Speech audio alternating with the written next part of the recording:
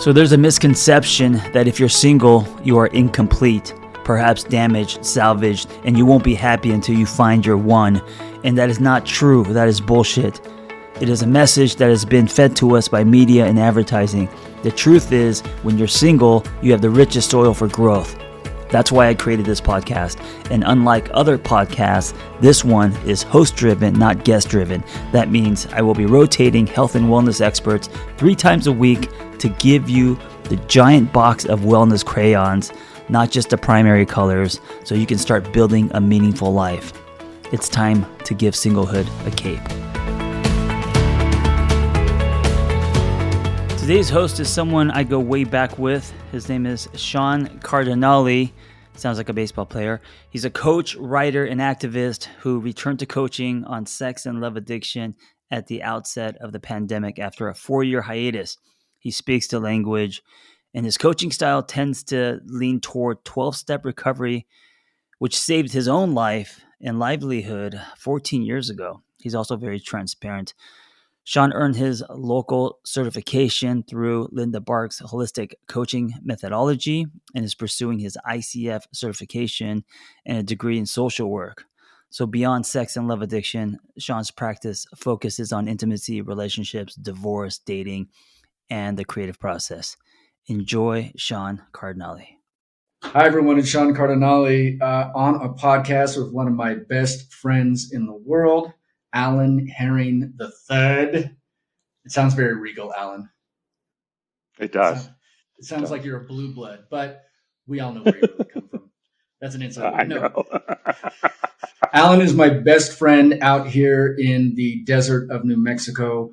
He has a master's in cultural studies. I consider him kind of a savant, whether you talk about pop culture, movies, intimacy, sexuality, dating. I really respect your point of view, Alan, and that's why I wanted to get you on this podcast. We're doing a little messy action today. This is one of my first podcasts ever, so we're just gonna wing it and see what the fuck happens. Also, you can cuss. That's a good.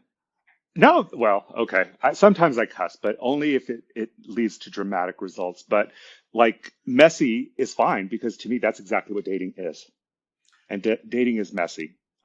It's not pretty, but it's fun. If you're doing it right, it's fun. This is a perfect segue into exactly why we're talking tonight.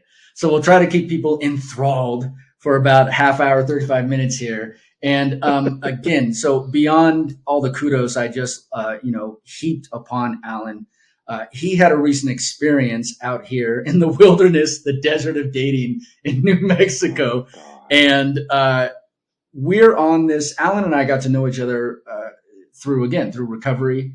We're in S groups, 12-step. We talk a lot about our, when we're having deep conversations, we get into our addiction and our recovery and how we are now healthier men who are just, navigating dating, navigating relationships, trying one day at a time to stay abstinent from the deleterious behaviors that used to really fuck with our respective lives, right? Fuck with ourselves, our jobs, our families, our health, everything, right?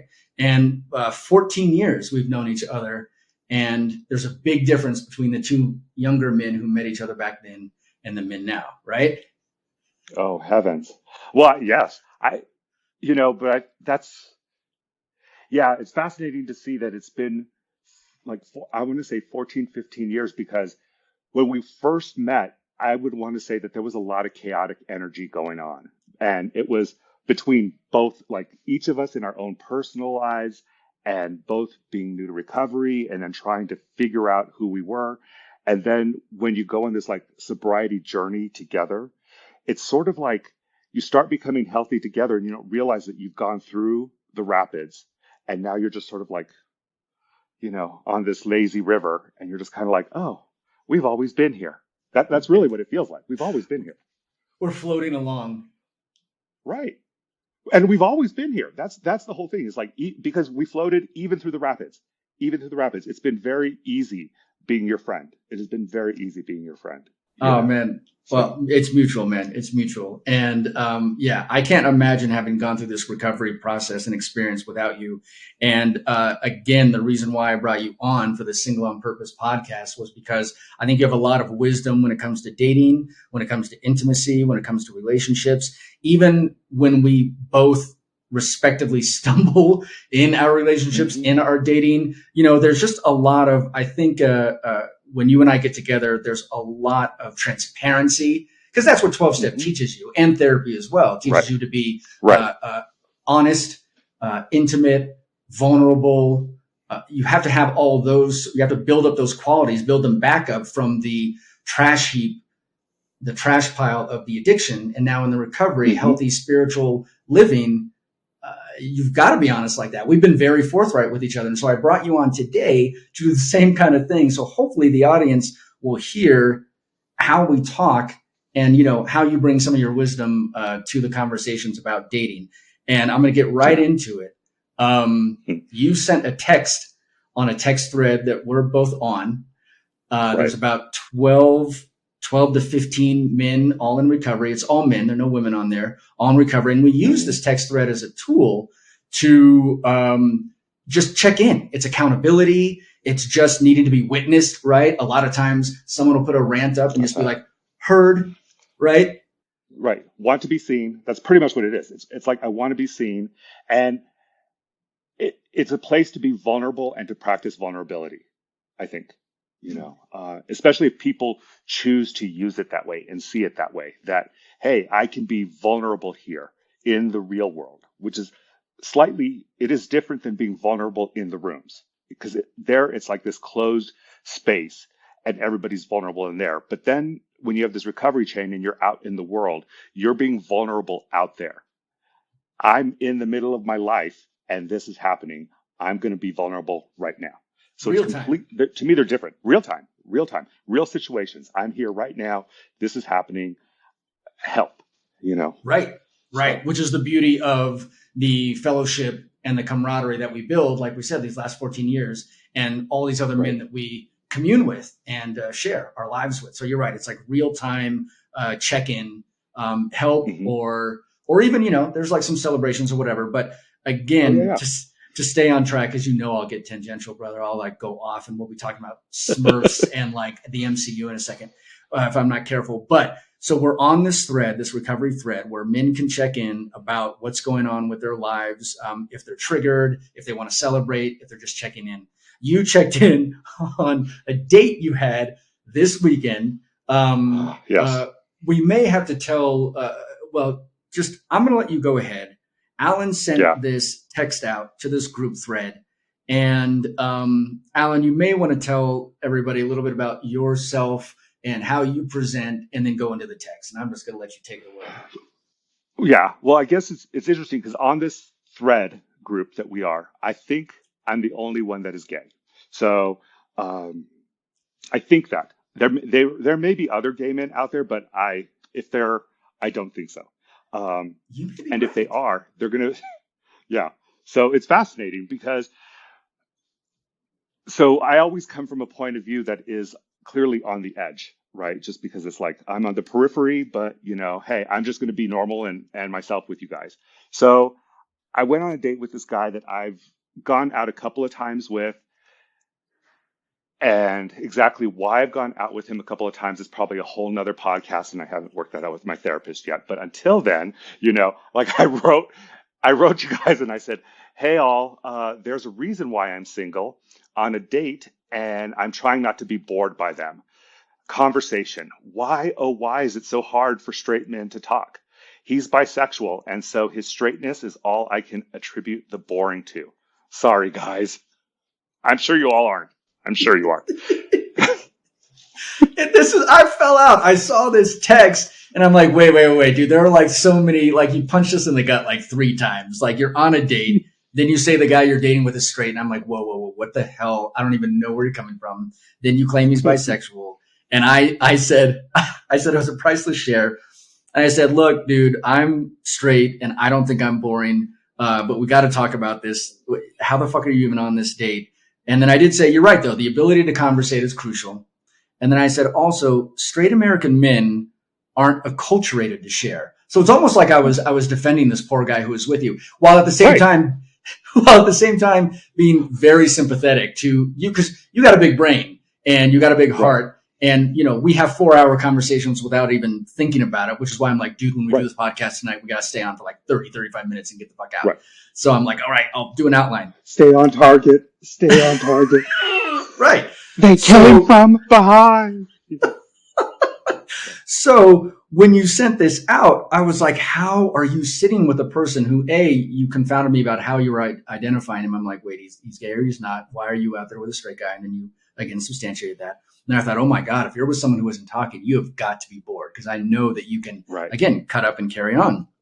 So I said, though, straight American men aren't acculturated to share, at least not intimately or deeply. It's like the surface level shit only: cars, movies, sports ball, polemics. It's a massive generalization, yet this is part of all these discussions we're having about getting into our feelings, because so many of us aren't used to that. And I think you and I have a little bit of we have a leg up, not only with therapy, but 12-step in particular, like both, the combination of both, right? We have to be in our feelings. We have to step toward them, not deny them, because one, that's the recovery process, but two, we want to go heart to heart, mind to mind, body to body with the people that we're interested in sexually, intimately. Right. So, well, go ahead. Go ahead. I was going to say, like when you were talking just there, I was like speculating that part of the reason maybe why the two of us are able to, one, just talk so freely and be in our emotions. It might be a generalization, and I'll have to look into it more, but because we are both mixed race. And when you grow up having to move between like different ethnic groups, different cultural spaces, and you're moving back and forth between them, you have to learn how to navigate quickly in a way, right? So it's just sort of like, hey, now I'm here and I have to talk to these people. And now I'm here and I have to talk to these people. And so, yeah, we can talk, like you can talk on a surface level almost with everybody, but then recovery gives you that ability to be vulnerable and talk honestly, right? So it's like, I can talk on all things, but now I'm going to talk authentically and honestly about and from a space of where I'm at. Yeah, no, well fucking put. This is why I invited Alan, everybody. You were talking about code switching. We had to put on different hats depending on who we're talking with. And in a way, again, that's probably a whole other fucking podcast, how we even do that in dating. Anyway. And in fact, maybe we'll get to it by the end of this podcast. But the rest of my response was, again, it's a little bit of a generalization, but so many of us men just don't know how to be vulnerable, don't know how to share. So of course the conversation is going to wane, because what do you do when you're in this quiet space with just some other guy and it's a date? And do we like each other? Do we not? I don't fucking know. You're watching football, which I'll fucking get to in a second, which is ridiculous to me. But anyway, the millennials, the rest of my response was the millennials and Gen Zers are a little better off. But even they have their pushback against opening up. My son, for example, like sometimes he speaks from a very big heart. And I think that's really his true person, but he's a teen. So every now and then he gets a little arrogant, and I'm like, oh man, even the Gen Zers will have those macho moments. I was like, interesting. Yes. And also his frontal lobe is exploding and the hormones are going everywhere. So I give him a lot of, I give him wide berth. Space, but still, certainly we Gen Xers, which is what we are, born in the early 70s, mid 70s. We were raised by male boomers who are notorious for pushing old school John Wayne style chauvinism, patriarchalism, entitlement, and emotionlessness. And unless the emotion's anger, and then it's like, have at it, right? That's this is how the West was won, and how people were oppressed, and how I keep my women down or my men when I'm dating them. Right. Or myself. Yeah. Uh-huh. Or myself. There you go. Right. Self-repression. So that was my response. And I was like, dude, we got to do a podcast on this. I'm fascinated by the fact that you ID'd the dude you were on a date with as both straight and bi and gay. I was like, that totally threw me. But what was the deal? Why was there a dearth of conversation? And why did you subject yourself to that? That's what surprised me a little bit, because you are, like I said, big-hearted, big-brained. What were you doing? I think that there's, I guess there's a part of me that does like him as a person. Uh, yeah. I like him as a person. And I had to switch my mindset to, hey, we're just going to be friends. And so, like, trying to, I know I said date, but when I think about it, it's more like he and I are going to try and be friends, or I'm going to try and just be friends with him because he's not at an emotional space that is something that I want, right? And I think maybe sometimes I think I'm going to just settle for something, just settle for someone, and that's a problem, that I often have. I think is settling for people that aren't fascinating, or Mm. aren't interesting, and part of it is because, there's not a big gay pond out here, there just isn't, and those that are like, looking for a different hook. So, Mm. A you know, hook you don't fuck with anymore. right, right. Yeah. Either they're just like, hey, let's like hook up right away, or it's just uh, I can be too much, right? I can be too much of a person sometimes. So, had you made it clear to this guy that you were probably putting him in the friend zone by the time you had this, my eyes roll thinking, "Oh my god!" And as a matter of fact, everyone, I'm gonna call Alan out right now. In fact, I was like, "Dude, you got to call me when the date is done. We're gonna turn this into a podcast." I keep blowing up how we're gonna turn it into a podcast. It's getting very meta. So hopefully this podcast doesn't land like a turd, right? Doesn't go flat. But I don't think it will between the two of us. But we'll see. We'll see what the ratings say. But I was like, dude, you got to contact me like about this date when it's done. Holler. And you're like, well, I'll just call you tomorrow. This was Saturday. You said, I'll call you Sunday. I was like, bitch, what? I was like, why? And you're like, well, it's going to be about 4 hours. I was like, what the fuck? Okay, you just said it was like half miserable. The guy's not talking. What are you doing? We're watching football. I was like, what? You might as well have told me you were at Hooters, like, with the shitty wings and like titties breasts you don't care at all about with a dude whose sexuality was ambiguous. And it's going right to the point that you're making. Like, Yeah. were you going out with someone you weren't fascinated by? And I love that description of what we can do. We can avail Right. ourselves of that. Like, why the fuck not? Why am I going to settle? Right. So were you settling? And then also, had you got him hip to the fact that you were probably friend zoning his ass? I I think so, but that's one part where I know that I have to be clearer on. I mean, because friend zoning someone, I don't want to be like, take backsies, because I used to do that a lot early in recovery. Let's just be friends.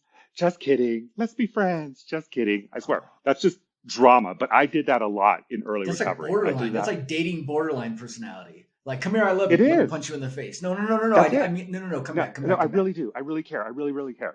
I did that a lot. Oh, I was a mess early on because early sobriety does not mean like intellect, like emotional security, right? So it's like the two aren't related. It's just like I'm abstinent, I'm sober from my addictions, but I don't have the emotional wherewithal yet to navigate this, right? So that comes with time.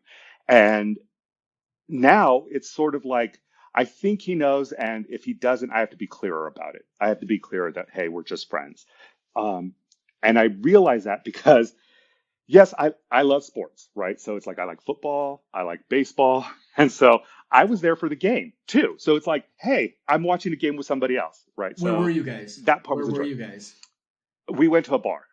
We went to a bar, You were at a and bar. so Okay. we were at a bar, and then we finished the game and like I came home. But it was interesting because, last night I went to a different sports game. Sports game. What is this? I went to a different football game last night and it was with like a fan group for the fans that I follow. And so it's like I'm there, I'm like, I think I'm the only gay person here again, right? So it's just like, but there's this guy that keeps making eyes at me, right? And so it's sort of like those eyes that are like, hey, I kind of want to sleep with you, but hey, I don't know, you know. And then we start talking, and then he's just like, oh, I left my girl at home. I came here. I'm like, are you fucking kidding me? Again? Alan, Again.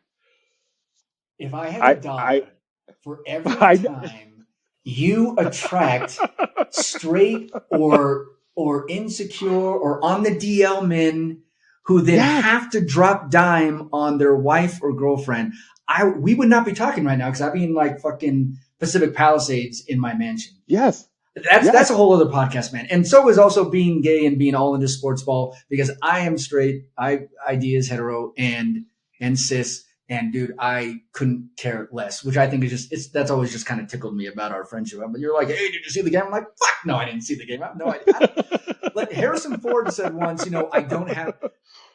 Harrison Ford said once, I don't have that gene. That's me. I don't have the gene. There was yeah, no room left in this brain with all the shit right, already going on. And this is how we're friends. right, Pop culture, politics, ethnicity, race, history, all the right, shit we talk about, spirituality, recovery. right, I do not have right, room to find out what some fucking quarterback on some team in what division. I don't even know these two different divisions you're talking about, National American. I don't yeah, give a shit.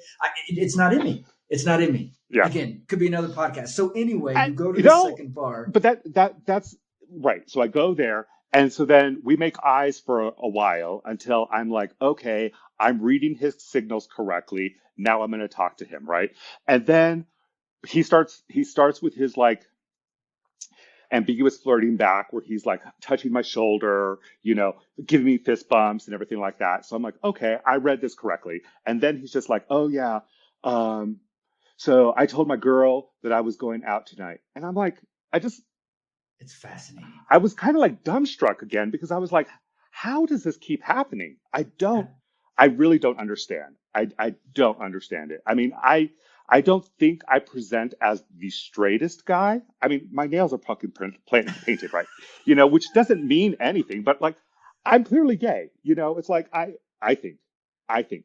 And they might think that it's like, oh, I can be like that, and so maybe they're slightly attracted to that. But at the same time, they're like, I'm not about to come out of the closet for that. They're dipping their toe.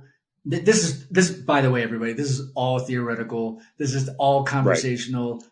There are no, whatever. This is just talking There's no about hard, fast rules about any of this. right. This is anecdotal. It's your personal experiences. But the reason why Right. I'm putting that out there is because A, it has happened to you so often. B, no, I do not see you as like super closeted or anything. You are who you are, and people get talking to Right. you, and eventually it's going to be like, oh, all right. But Yeah. even before we were starting to record this podcast, you said this weekend you were dating the gayest straight guys ever, and it happens to you time Ever. and time again. And I wonder if they dip their toe. And then you're affable as fuck, and you're tall. I'm like a little shrimpy 5'8". Alan is like 6'3", and then some. And I'm only 6'1". you're 6'1". only 6'1"? See, I'm I only got no 6'1". problem. But when you're that much taller than 5'9", it just like you're talking to a giant. Hey, so I'm just You got to it before I did. I was gonna be self-deprecating. And then you savaged me anyway. So good for you. I'll take that hit, fucker. So yeah, no, you're tall as shit, and and he's a good looking guy. He's tall. Also, you're noticeable. You're brown, tall. I mean, it's not that there aren't other Latinos or Black people out here, but still, you're pretty distinctive, fucking looking, handsome dude. Right. And yeah, I think they dip toe. Then they're like, oh wait a Right. minute, I'm getting kind of a little gaydar here. And then Right. before the heart opens up a little bit, or the defenses go down, they're like, oh yeah, by the way, my girl. Isn't that such a weird, quick self-defense thing? Like Yes. like you're cute, Yes. but I've got a girl. Whoops. That's it. Well, and it's like when you say it like that as a shield or a defense mechanism, most people when they're dating have one. They have a radar system that they will put up right away to protect themselves, right? I'm about to be vulnerable here. This person, I want to be vulnerable with them. Shields up, right? And so they start putting those things in place to see whether or not it's going to be a distractor for them. Because like he said it, but I didn't just go, ugh, straight, ugh, straight person, keep your straightness away from me. I didn't do any of that, right? It was just sort of like, okay, here we go again. And then still like enjoy the game. And then, you're just free with him. And so then he becomes even more free, right? Where he's more touchy feely, right? As the game goes on, right? He like puts his arm around me. He's like, yeah, this game is good. Slides his arm around my waist. He's like, oh yeah, this is, and I'm just like, and then he walks away in the middle of the game to go hit up some girls on the other side of the bar. And I'm just like, to reestablish his hetero-ness. He's like, that's it.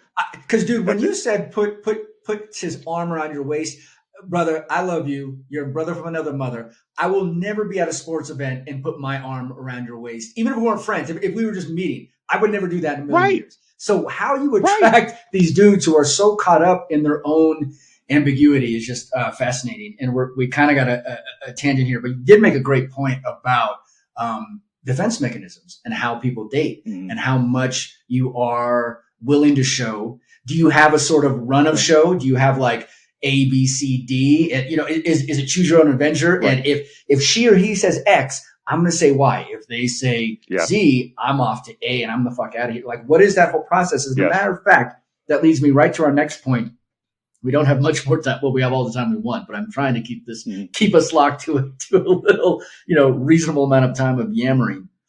It reminds me of something that I say as a sex and love addiction coach all the time in my classes. And I got this phrase from you. And I swear to God, I got chills a little bit right now because seriously, people have responded so often. Dude, I've been doing this like 3.5 years.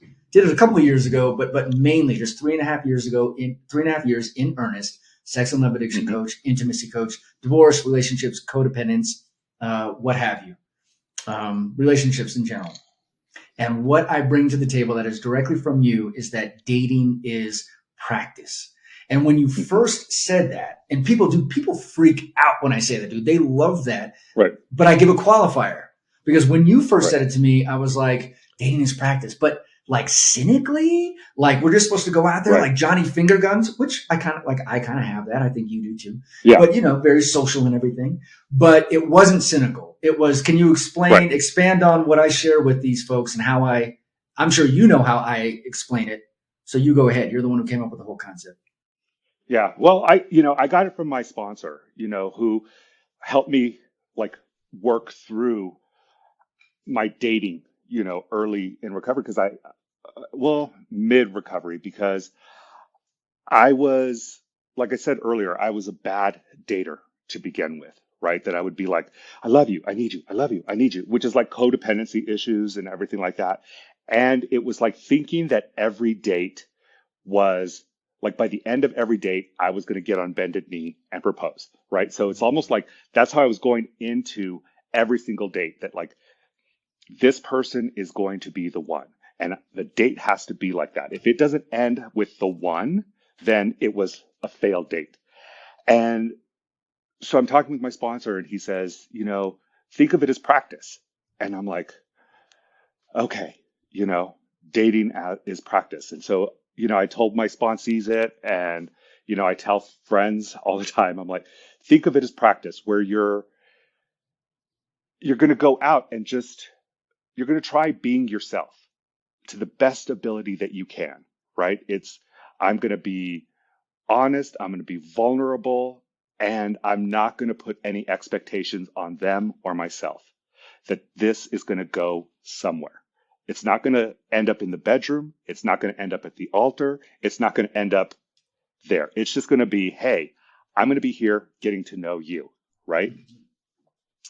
And you practice it. It does require practice because otherwise you're competing against all of your fantasies all the time. Every time you go on a date, you're competing against your fantasies of because you like the person. So you have a fantasy of what it's going to be. It's going to be like this. Maybe, but you got to practice it. You got to practice being that person you imagine yourself to be when you are with them, because you don't imagine yourself as who you are. Generally, you imagine who you really want to be, and they bring out the best in you and you bring out the best in them. And that requires practice because our character flaws, our character defects have a way of like getting in the way.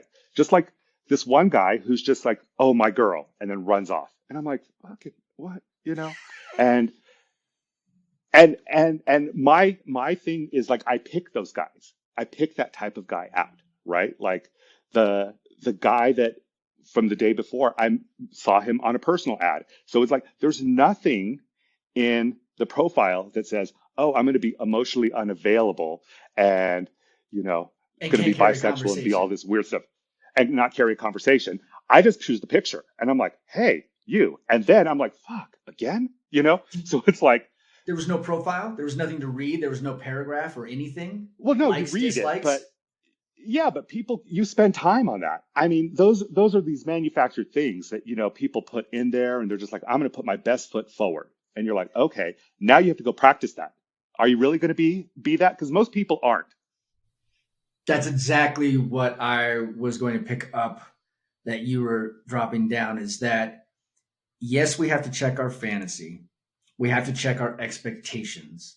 At the Hmm. same time, we are trying our best to be vulnerable because you don't want to have this shield up and then you're not being your authentic self. You're this guarded version of yourself, which isn't going to allow any frisson or pheromone, right? Right. It's gonna inhibit the whole process. So you got to be authentic, but you got to check fantasy. It's like this yin yang, and you got to be yourself. Yes. But come on, we all are putting our best foot forward. Now, what's interesting, and I will share this anecdote because I'm in a relationship now, and I was dating off and on for about the last year and a half. A good Hmm. part of 2022, maybe a little bit of 2021, but 2022 for sure. I just put myself out there. Um, Right. and actually, that was the end of it. Was 2021 and 22. Anyway, I remember like it's very point. Sometimes it's not poignant. That's being like, let me get a fucking violin and play it for you. But no, it's just very interesting the way I have to go about exactly what we're talking about because I'm an open book. We're sitting here talking about we've both broken our anonymity. We're in S groups and 12 step, but we have lives that this is part of our lives and we're out there with it. Hmm. And I'll be like, go fucking internet stalk me. Like go for it right away. I am an open book. You will see all the shit that you would have otherwise asked questions about. So I sit down with someone right away and she's like, so what's this sex and love addiction coaching thing? I'm like, yeah, I'm a sex and love addiction. And automatically that goes to, well, because I am one, right? Because I Hmm. come from it Hmm. honestly. I coach it because Right. I'm in recovery and it's changed my life for the better. So I have no choice but to be super vulnerable. And I think the part that you're talking about, the practice, by practicing and going on date after date for the last year and a half, and really, I mean, I'm social anyway. I'm an extrovert anyway. And Hmm. I love hearing Hmm. people's stories. I got a good little trick for everybody on the Single on Purpose podcast. Have the other person talk. Here we are, dude. Dude, this podcast can go for 4 fucking hours if we're not careful, right? Both of us are loquacious as fuck and we have plenty to say Right. and plenty of opinions. That said, I Right. try to put the ball in the other person's court, not as a pressure thing, but as like it relaxes people. If you say their name, and if you're like, if I propagate the conversation, then they're not like searching for it or whatever. And I just Right. presume I'm pretty good with conversation, so I just like put it Right. out there. And again, that is practicing me and authentically me. Yeah. Like, hey, tell me about you, Yeah. and also because I want to know. Again, it's not a pressure thing. Yes.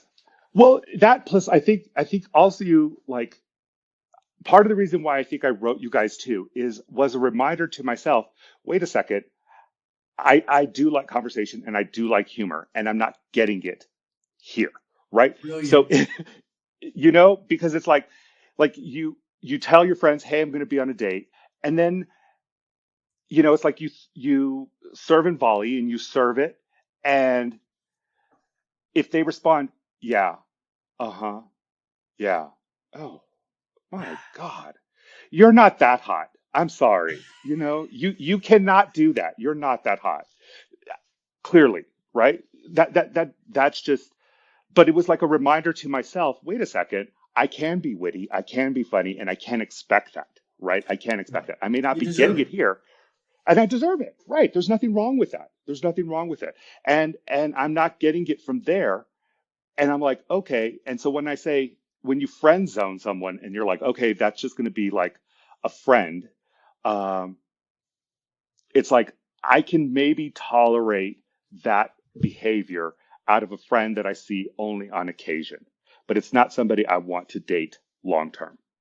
And you had to go on the date and avail yourself to the discomfort and the vulnerability and maybe a little awkwardness in order to, because it could have gone the other way. It could have been comfort and loquaciousness and energy and Yes, free zone. It could have been all those things, but you have to put yourself out there in the first place, which is again the practice. Like just, it's kind of that's it. Nike. It's kind of like just go do it, and the more you do it, you'll probably be a little more That's it. comfortable in your own skin and That's about it. sharing. I mean, come on, dude, we have some shit to share. If a person gets on Right. like date 2, date 3, date 4, oh by the way, this, oh by the way, my family life exploded. Oh, I got fired from jobs because of the addiction. So right, we got Yes. stories to tell, and You should have a personality, right? That's why you go on a date, is you're like working out your personality, quite frankly, when you think about it as practice, because it's kind of like, especially when we are in like coming from a place of recovery where, you know, some people stayed in their rooms all night long, right? So it's just like my closest relationship is with, my Nintendo, Sega, whatever, Wii, whatever. Like I play video games or with my computer. That's like my closest relationship. And now you're like, oh, I'm not engaging in fantasy anymore. So I have to practice this person in reality. I have to practice flirting. I have to practice taking compliments. I have to practice all of these things. And there's nothing wrong with it. All professional athletes practice. All artists practice. It's not, you don't just go out there and write your first great novel. You don't go and hit a home run. You have to practice. You show up, you go out, and then you say, was that date bad because of me, or was that date bad because of them? Right. And it's like, and I wrote and I just said, I really think that it's like his straightness is it. And it was tongue in cheek. It was tongue in cheek. But at the same time, over the weekend, like the next day, Sunday, yesterday morning, I went to the coffee shop and I was just planning to read. And I sat there, and then this guy across the room started talking to me. And we just started talking. And we talked for 3.5, 4 hours nonstop. And he's like, I have so many things to do today. And I was like, I do too. But at some point, I told him, I said, I decided I'd rather be here. And so here I am. And I'm not even worried about that anymore. It'll be there, you is know? is that a spark between you two? Did you decide to go out on? I mean, it wasn't a date. This was like some spontaneous conversation that turned into something, Right. fomented into something lengthy and a little deeper Yes. than you would normally expect. It almost was like a date. Just it was spontaneous. Right. It was What's almost going like on the with that same guy time. next? Well, so I don't know if he was gay or straight. So it doesn't work. I decided that he is gay because, Okay. and I decided it because I I was being vulnerable. Like I saw myself in the middle of the conversation. Am I going to be vulnerable right now, or am I going to put up a shield? And I generally only put up shields with available gay men, right? I don't do that with um, like I don't need to put up a defense mechanism when the ambiguously straight guy puts up his shields. Because at that point, it's like, I don't need a defense. He's got his defense mechanism on. I can just go be myself, right? Whereas if this other person is going to be like, I'm going to be emotionally available to you right now, I have to then go, oh no, am I going to be emotionally available, or am I going to put up my own defense mechanisms? And I Well, said, I'm going to just be emotionally available. so this is you. This is so you're giving us like the real time decision making that's happening, the feels that are coming up and the decisions you make. Yes, This is you walking your talk. Like, oh shit, I really do yes, have to practice being me right now because I'm kind of getting a good feeling, kind of getting a good vibe, whether you're good looking yes, or not, whatever. But you guys had a vibe right. clearly, and We then had a vibe. you're like defense or not, you're like no, be vulnerable, and that's what we Be learned vulnerable. in 14, That's almost it. 15 fucking years of recovery is to allow That's ourselves to it. be that way. That's kind of a That's it. we're yeah, that's kind of a nice note to end on because we were gonna go on this whole tangent about celibacy and taking a year off, and because I thought that was all pertinent Mm. to the Single on Purpose, this whole podcast series. But that's a great note to end on. And I also thought if you wanted to just cap this with what we're talking about with practice is before we got on, we read about this trend of dating with no expectations. I think these Mm-hmm. people that are writing these articles now Mm-hmm. are doing what you've been saying for years and what I've been telling my clients and my classes and sessions for the last 3 years is I don't tell them don't have expectations per se. Right. Although that is kind of a nice phrase to put, because when you tell people to do that, then it's like, if you have expectations, then you're going to have resentments. Just go in and be yourself. Don't worry about it. See what happens. Just like you've been saying the last like 10, 15 minutes. Right. But it's interesting that there's now this, you've been saying, dating as practice for years. And now there's this whole series of articles about dating with no expectations, because people go in, like you're saying, it's like, I'm going to be married. I love you right away.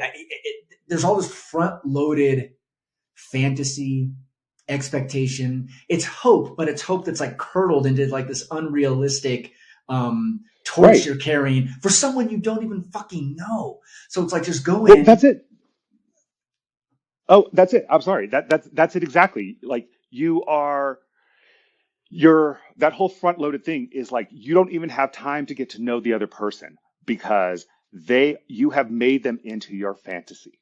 You have made them into Mr. Right, Miss Right. They're going to be the perfect person. They're going to be perfect in bed. They're going to be perfect in all of this stuff. And so you're not even getting to know them as a person, because you're trying to get to put them into your boxes of what makes perfect. They're what already makes on Mr. Right. They're already on a pedestal before you fucking sit down at the coffee table. The coffee house table, Right. Coffee house. We don't say that, cafe, whatever. And yeah, it's already like, oh my God, such a hurdle to jump. And I just think, again, if we can do a little bit more of what you advise and what some of these articles about no expectations advise, just be yourself, see what happens. In that year and a half, and we can end. I don't know how to end this fucking thing. We'll figure out a way. But in the year and a half that I was dating, one person did say, I was considerably older. I was about a decade plus older than this person, and who I was crushing on, and was telling her, and she was like, and you've got your kids and you're divorced, and what if I want kids and marriage and all this? And she went all the way down the line, and I didn't feel disrespected, and I didn't disrespect her. I didn't think less of her for sharing that. That was her sort of that was her ideal. That's what she was shooting for on a date. But later on, I thought, that's good that she knows what she wants. But at the same time, I was like, but what about us just like enjoying each other and see what happens?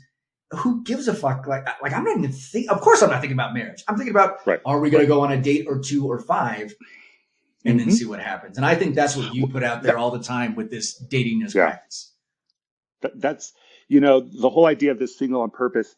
And to me, dating as practice fits in with it, simply because we had talked earlier that there's different types of dating. There's dating to date, which is just like, hey, I want to go out and get to know people. I want to go out and I'm going to just like date to get to know them. I'm going to date to be me, to see, how do I like this? How do I do that? And you just go out and have fun.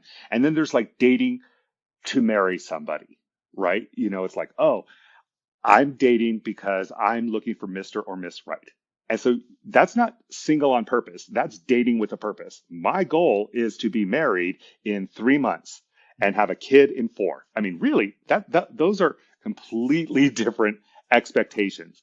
And I don't know if one is as vulnerable when you're dating that way than the others, because you're dating with a purpose. You're dating to get somebody to say, I do.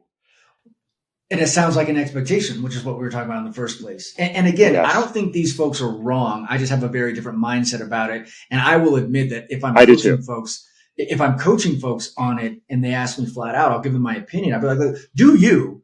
And if that is your thing, like I want Prince Charming, I want Cinderella. Okay, go out and that's your intention. That's the intentionality you're going out with. And if that's true to you, great.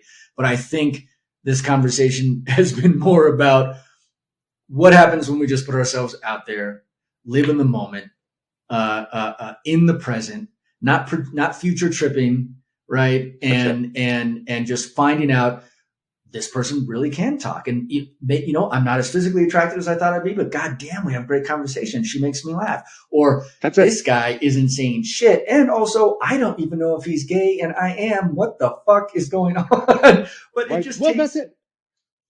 Yeah, because it's like when you're dating from a place of practice and you're dating for practice, that's a red flag. It's not a firework. I mean, and so those are two different things, right? That you're just like, oh, there's some red flags here. I don't need to try and turn them into fireworks so that I can keep going out with you. Mm-hmm. Right. You're not forcing the scenario. You're not forcing it. You're just there. And it's kind of like the metaphor you started with. You're just going down the current, going down the Rio Grande in your little inner tube. There's a couple of rapids, but hopefully you just, go down the river with the inner tube with somebody and see what happens next. I don't know if that metaphor works to wrap it all up, but I appreciate you coming on, man. And we'll do a couple more anytime. of these. Anytime. It was fun. And like you said, we could keep going for a long time. And yeah, so. Thank you very much, Alan Herring III, my brother from another mother. We're both in 12-step recovery for sex and love addiction, both writers, and we like to bullshit like this. So we'll be jumping on again some other time, I'm sure. Talk about relationships, dating, being single on purpose, dating with a purpose, or not dating with a purpose, dating authentically. What's your phrase? That sounds like it should be my personal ad. I might have to transcribe that as my personal ad. Do it. All right. Thank you so much, Alan. Appreciate it, man. I'll talk to you later. Bye for now, everyone. Bye. I hope that episode was helpful. Hey, listen, if you want to share your singlehood journey, if you've gone somewhere and come back, if you have revelations and wisdom, please share your story. It's going to help other people. Nothing makes us feel more connected than hearing other people's stories. So just send me the audio of your story, and you could just record it directly from your phone and email it to theangrytherapist@gmail.com. Also, if you want our Single on Purpose newsletter, go to singleonpurpose.life. That's singleonpurpose.life. You will get tools and articles and other people's stories, and also Zoom links to private gathers. So if you want to join our community, go to singleonpurpose.life. Thank you for listening. Be well. We hope you tell a friend. Hey, before you go, I want to invite you to the Single on Purpose private community online. It's off of social media, no ads, no algorithms. We got forums, we got live groups, we got webinars, and we have social hangs. We also have offline in-person hangs happening soon. So check us out. Go to singleonpurpose.life. That's singleonpurpose.life, and I will see you inside.